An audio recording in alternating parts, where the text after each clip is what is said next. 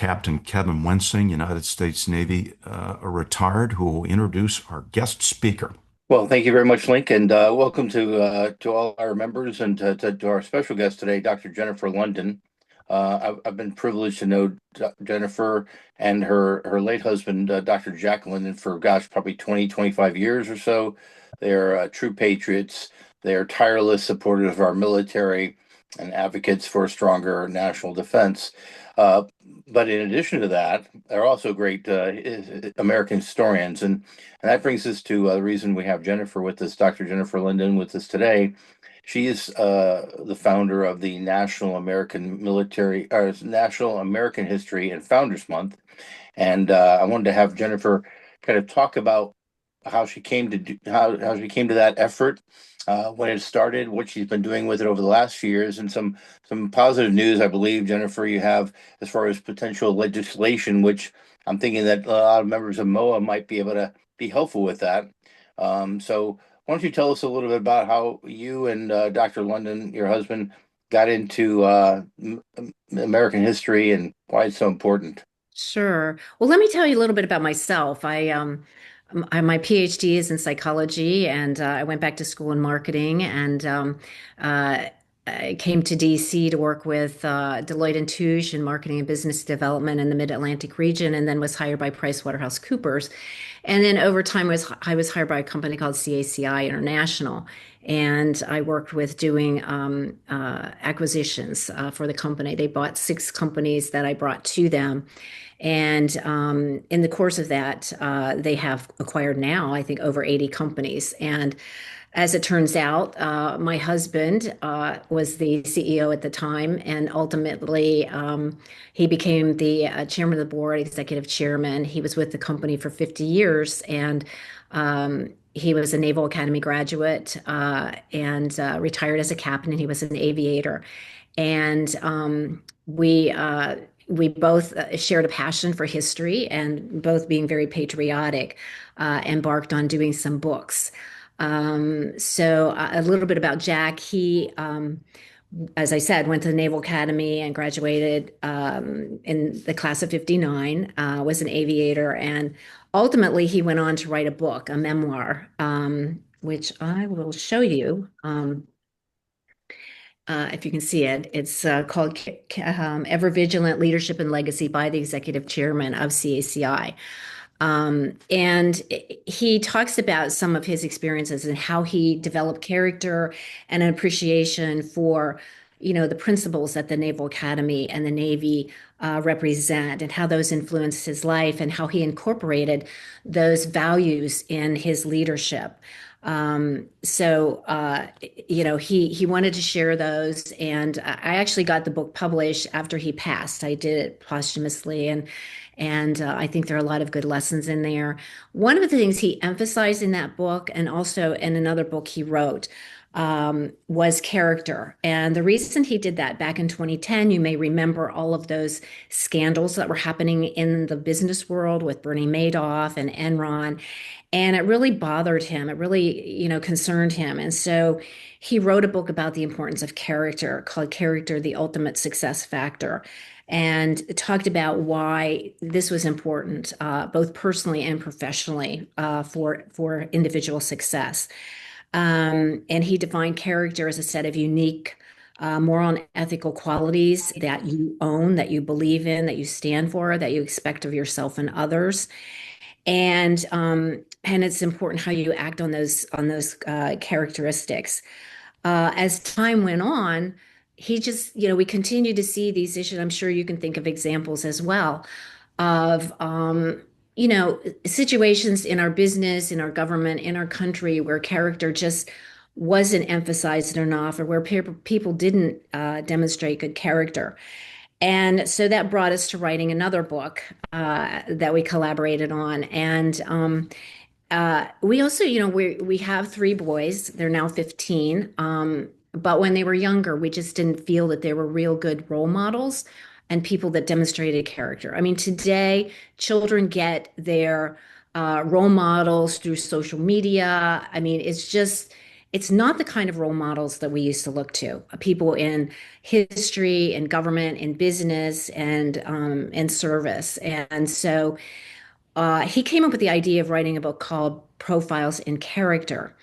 And the idea came from the concept that Kennedy used, President Kennedy, when he wrote Profiles in Courage, which was about 8 senators who followed their conscience instead of public opinion or party politics. And so we wrote this book called Profiles in Character, and I have a copy of that book here, if you can see it. And it's 16 Americans and the character traits that define them. We identified a character trait that we thought really stood out that helped them, support them during their struggles or challenges, but also propelled their successes. And we included in the book people like Thomas Jefferson for his, as you know, he wrote the Declaration of Independence when he was only 32. And it was his well-informed persuasiveness. And then there's George Washington, his sense of duty. I mean, he came out of retirement twice to lead the Continental Army and then to be president when all he wanted to do was retire to Mount Vernon. Robert E. Lee, who has been excoriated in recent years because of his leadership of the Confederacy, but he had a strong loyalty to his state of Virginia and did not want to fight against his family and his people. And his character was never really questioned until late years. I mean, there were 6 presidents that emulated, including Eisenhower, that emulated Robert E. Lee. So it's interesting if you read our profile of Robert E. Lee. Of course, Abraham Lincoln, his sense of empathy, Harriet Tubman, because of her audacious, ability to, even though she was a freed slave, to go back and free other slaves. Frederick Douglass, his fearlessness because he was not free to go out and speak against slavery. Susan B. Anthony, her commitment to suffrage, even though she spent her whole life and it was never made an amendment to until after she had passed. We include Teddy Roosevelt. Teddy Roosevelt, I thought, was such a determined person, but it's ultimately his optimism to overcome anything, including, he was such a fragile kid, to really, overcome things and take on monumental challenges, both in the country and in the world. We also include Amelia Earhart because of her competitiveness, Franklin Roosevelt for his confidence, Harry Truman, his courage to make the decision, which he did alone, to drop the atomic bomb to end the war. Jonas Salk for his dedication to improving health.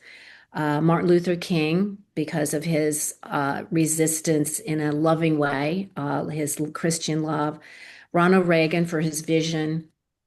Dwight D. Eisenhower really stood out because of his accountability. As you probably all know, he wrote the letter taking responsibility if the D-Day invasion failed, saying it was his and his responsibility and his alone, when he could have, blamed anybody and everybody down the rank and order, or even, the weatherman because it was, the weather wasn't cooperating. And yet we don't see that a lot today. And so these are the kind of people that we wanted our children, and we felt other people should think about when it comes to who our role models are.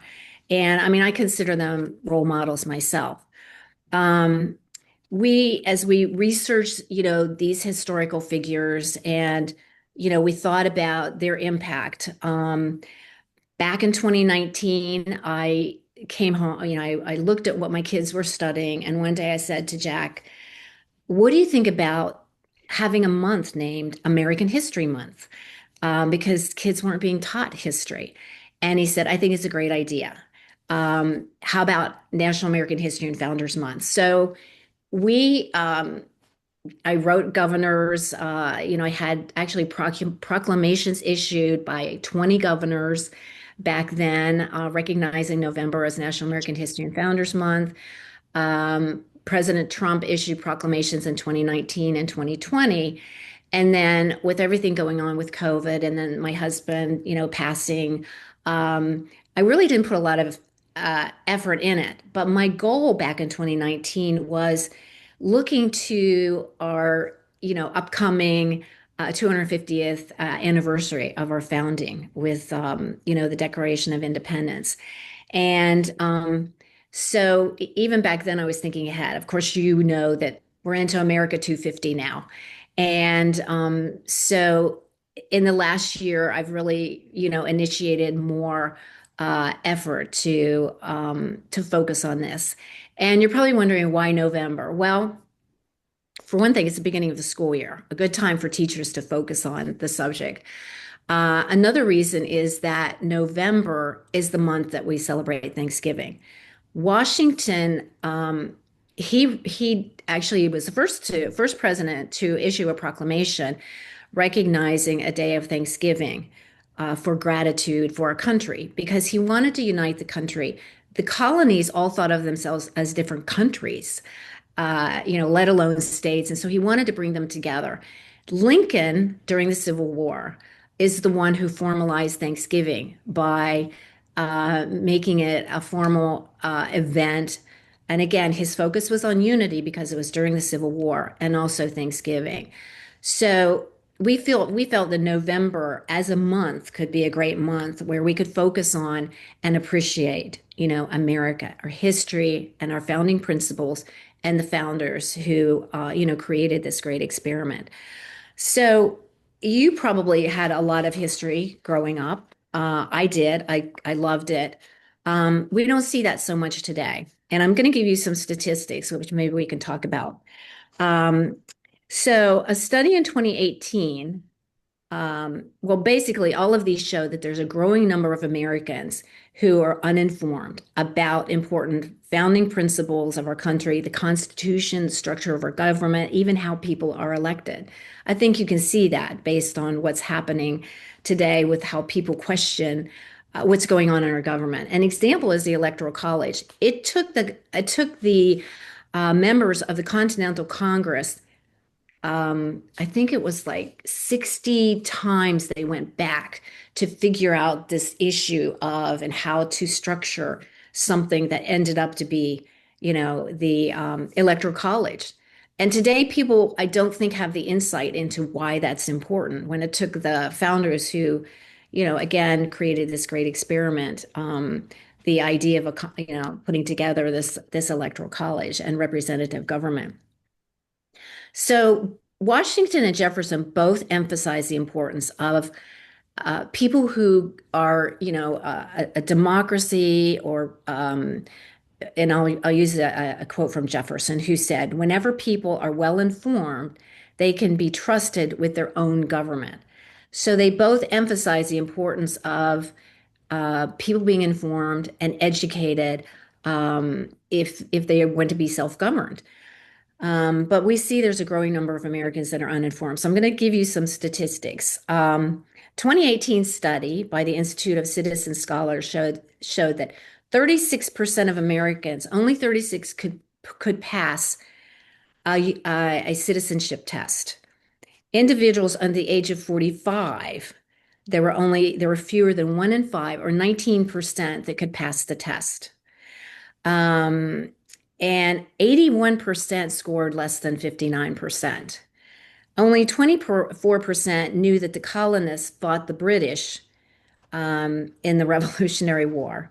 Only 24% could correctly identify one thing that Benjamin Franklin was known for.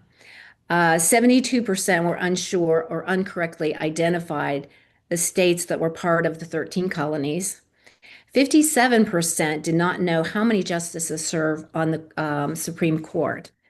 And let me find the rest of this. More than half did not know who the US fought in World War II. And you'll appreciate this one. 12% thought that General Dwight D. Eisenhower led the troops in the Civil War.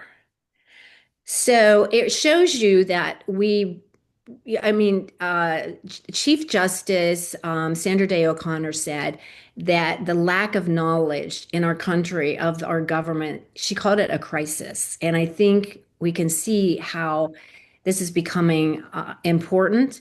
And it really does threaten, I believe, our democracy. We are the longest surviving democratic republic in the world, and we want to hang on to it.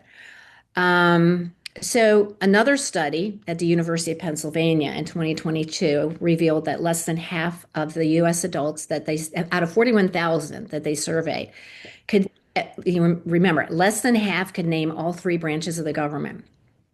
25% couldn't name any, and 26% could not name any of the protections under the First Amendment. So, civics education is something that's important. We felt that if we put a spotlight on a month like November, it gives our students as well as our general population a reason to think about America, our history, and appreciate it. I mean, when you look at school age children, 13% of eighth graders were proficient in history. Only 24% were proficient in civics. And that was according to the National Assessment of Educational Progress. And fewer than half of eighth graders knew the purpose of the Bill of Rights. Only 1 in 10 demonstrated knowledge of checks and balances among our legislative, executive, and judicial branches. Anyway, I could go on and on. I mean, it goes, the college students and how, deficient they are. And, it shows that we have slid back in terms of an appreciation and understanding of our government. So, we felt that, I mean, the incredible impact that our founders have not been appreciated. I think they've been depreciated actually to some extent over the last few years, but they really created this great experiment that gave unlimited opportunity to people of all races, resulting again in the longest serving democratic republic. So, in the last several months, I have basically re-energized National American History and Founders Month organization. Kevin is one of my board members. I have a number of other board members. I have someone who is working on our partnerships. We have partnerships with the Society of Cincinnati, Mount Vernon, Sons of the American Revolution. We have about 20 partners who support this. There's our website. Thank you for that. And since 2019, we've had, dozens of proclamations from governors and individuals, both Democrat and Republican. And we recently brought this to the Hill. And a few weeks ago, we got the great news that Senator Wicker will be sponsoring this bill. And in fact, I was just on the phone yesterday with his staff, and we're working on the language of the bill. And hopefully, we will get this passed in the next several months, hopefully by November, so that we can celebrate America, not just next, 4th of July, which is the 250th, but every November. So we see this, America 250 as not just a one-time big celebration, but something that we can remember and celebrate, every November going forward. And so I'm very happy to tell you about this and, open this to any conversation or questions or any comments that you might have about our initiative. Well, thank you very much, Jennifer. That's fantastic. I totally agree, and that's why I joined your board because, after America 250, what about 251, 252, 253, and so forth? Right. Got to keep it going to America 500.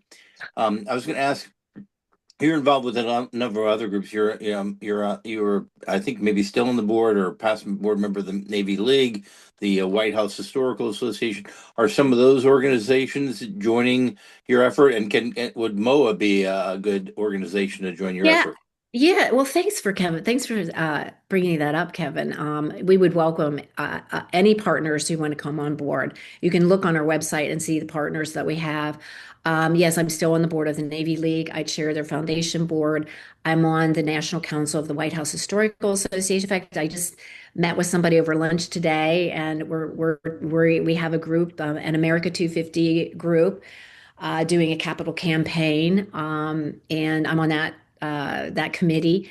Yes, the White House Historical Association is also a partner. They have, and I want to let all of you know this. These great organizations like Mount Vernon, Society of Cincinnati, Sons of the American Revolution, White House Historical Association have wonderful programs on civics and history. The problem is they aren't getting disseminated. They're all of the thousands of schools and all of the millions of students across our country are not accessing all of those wonderful curriculums. I mean, some of these organizations actually have curriculums. They have essay contests. Jack instituted an essay contest at Mount Vernon called the Mount Vernon Prize for Excellence in Civics and History. And we give money to a middle school and a high school student that do an essay on Washington or Mount Vernon every year, and that's grown.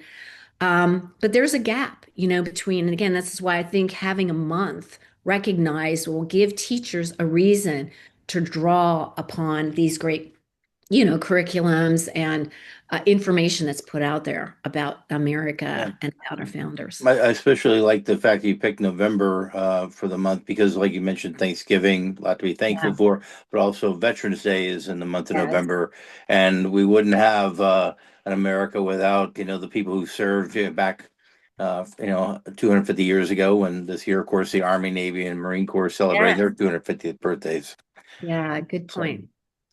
And I know a lot of the people on our call they might have some questions as well, and I know a lot of them have a lot of great connections with members of Congress, and they're very influential. So I hope after our meeting we'll send out information about the organization to them in case they run across and get a chance to pigeonhole their congressman or senator when that bill comes to the floor and make them an offer they can't refuse. Yeah, I hope so because one of the congressmen said, I can get you 100 people, which that's great. We need a few hundred people. And again, I think Senator Wicker is a very strong member of the Senate, and he will be working toward getting people, both Democrat and Republican, to support this initiative. And so I think, it's now is the good timing with our America 250. And so we see it as like America 250 and beyond. Mhm. Right, Kevin and Dr. London, I think we have our senior advisor. His hand is up. Admiral Craig Quigley, the floor is yours for the Hi. question. Hi. Thanks, Lake. Jennifer, I really appreciated the information you shared with us. And I have every expectation that Senator Wicker's bill will become reality, particularly as we move to the 250th. But what is your vision for the mechanism for keeping this going, as Kevin said, into 251, 252, and beyond? Is it the public school system? Is it something else? What are your thoughts there?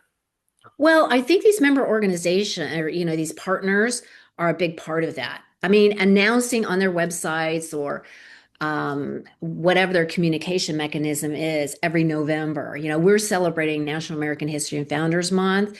Will go a long way of making it more visible because, as you know, I mean, there are recognitions out there for months, weeks, day, whatever, for a number of things. But if we could look at Black History Month, for instance, started as a grassroots effort, and over time it grew. It's now incorporated. It's a big part of our school system. So a lot of that has to do with how much visibility we give it. And also reaching those schools. Some of these organizations, the Bill of Rights Institute does reach a few million kids. And these other organizations do reach the school age population.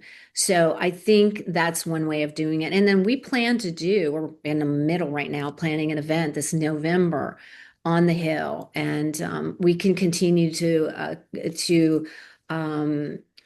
replicate that celebration. But like the Sons of the American Revolution are also talking about doing something in November. So doing events, making public announcements, I think will help it grow. Jennifer, I'm thinking at the National Press Club every June we have there's a national spelling bee, and Hmm. these, brilliant young kids, spell these words that I've never heard of. So we have a media versus Congress spelling bee at the National Press Club every year. So you're planting the idea in my head. I'm going to ask them maybe in November we can have a national civics bee or something like that, and have Actually, members and media, go head to head. Who knows the most about the Constitution and the laws? Because I know a lot of the pundits are always quoting things on TV all the time. Sometimes they're right, sometimes they're wrong. right. Well, that So that would be might be a way. interesting. Virginia 250 does a civics bee. They do have something in that Oh, regard. And you reminded me because you were at the presentation that David Rubenstein did at the National Press Club, and he has a group in Congress where they meet informally to talk about history. So, mhm. hopefully they'll make a big deal about that. Yeah. So whatever avenue we can utilize to continue to publicize and grow this initiative, I think we will try to pursue. Well, I know there's a lot of bright minds and creative people on this call today, and they have tentacles everywhere. So hopefully we can be either through Link or myself, we can collect a few ideas and pass them along. And because I think it's like you say at the very beginning, it's important for the survival of our country to have a well-informed, It is. well-educated populace. Which I think there's some forces out there that don't want that for their own means, and so we have to do all that we can to advance that. Yeah. And so we can continue to keep all of you informed about our progress, what's going on. And again, if there are ideas or you want to get in touch, I'm sure Kevin could put you in touch with me, or he probably could answer the questions or whatever himself. So we welcome that. Jennifer, thank you very much. A quick question here. With your polls duly noted, do you believe that there's a growing number in the younger generation that seek to understand American history? Or maybe not yet.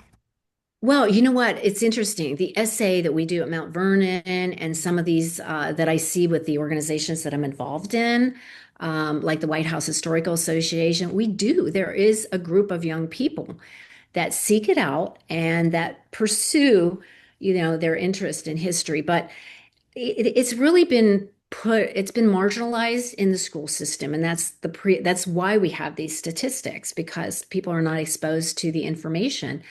The common name of a history teacher in most schools is coach. It's the Mm. coach so unfortunately, we're not getting that expertise in the school system, but there's an appetite for it. And I think we're here to, those organizations and again, putting a spotlight on a time, a permanent time in the calendar to focus on it, I think will feed the appetite and maybe even get more people hungry for history. And I know we probably have to wrap up pretty soon, but I was going to ask Jennifer, have you met with Linda McMahon, the Secretary of Education? I know that they're doing some big changes over there, but have you You talked to know, her? Very briefly, I did see her last month at the White House when I attended the reception that occurred before the big Army parade and celebration. And I actually got her aid. I didn't follow up, but because they're doing some things, but I spoke to her briefly. She was receptive. I have a slogan. It's make education great again, mega. Hmm. I'll pursue that to see if how this might line up with what they're doing as well. Hmm. So thank you all. I really appreciate the audience, your questions, and your interest. And again, if you want to follow up, I'm here, happy to answer any questions. Kevin is also available, and we'll keep you informed about our progress. Captain Kevin Wensing, sir, as always, thank you very much for getting this magnificent speaker today. This is amazing. And with that, we know you have to move on. Okay, so I'm going to sign off. And again, thank you. I really appreciate it. And enjoy the rest of your meeting. And thank you again.